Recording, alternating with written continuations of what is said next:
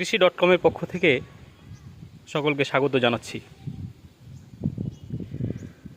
আজকে আমি আপনাদেরকে আমার পেয়ারা গাছের সাথে পরিচয় করিয়ে দেব।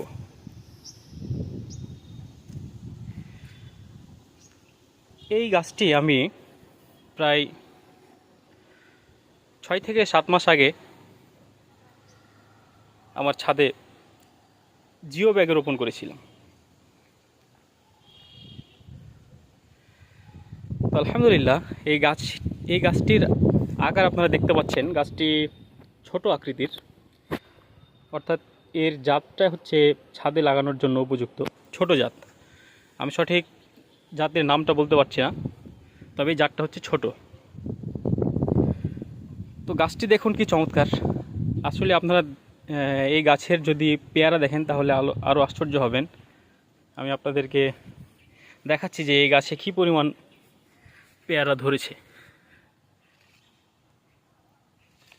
দেখুন, এবং সাইজটা দেখুন, সাইজগুলো কি চমৎকার এবং অনেক বড়। যেগুলো হচ্ছে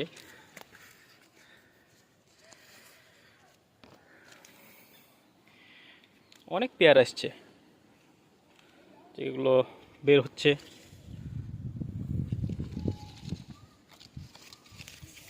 এই যে দেখুন। তো আসলে যত্ন যদি বলি, আমাকে অনেকেই জিজ্ঞেস করেন যে আপনি কিভাবে গাছের পরিচর্যা করেন। আসলে আমি এখন পর্যন্ত কোনো রাসায়নিক কীটনাশক আমি এখন পর্যন্ত স্প্রে করিনি। ইনসেকটিসাইড বা পেস্টিসাইড কোনো কিছুই এখন পর্যন্ত আমি স্প্রে করিনি। আমি গাছে শুধুমাত্র যে জৈব সার সেগুলো ব্যবহার করেছি। আমি নিজেই জৈব সার তৈরি করে সেগুলো গাছে ব্যবহার করেছি। আমি কিভাবে জৈব সার তৈরি করেছি বা তৈরি করি সেই বিষয়ে অন্য একদিন আপনাদেরকে বিস্তারিত বলবো ইনশাল্লাহ।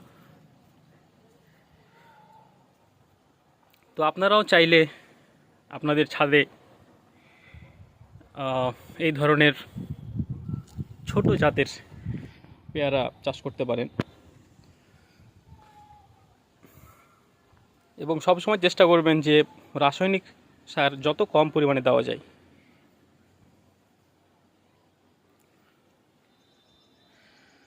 তো সকলকে ধন্যবাদ। আবার দেখা হবে পরবর্তী কোনো ভিডিওতে। আসসালামু আলাইকুম।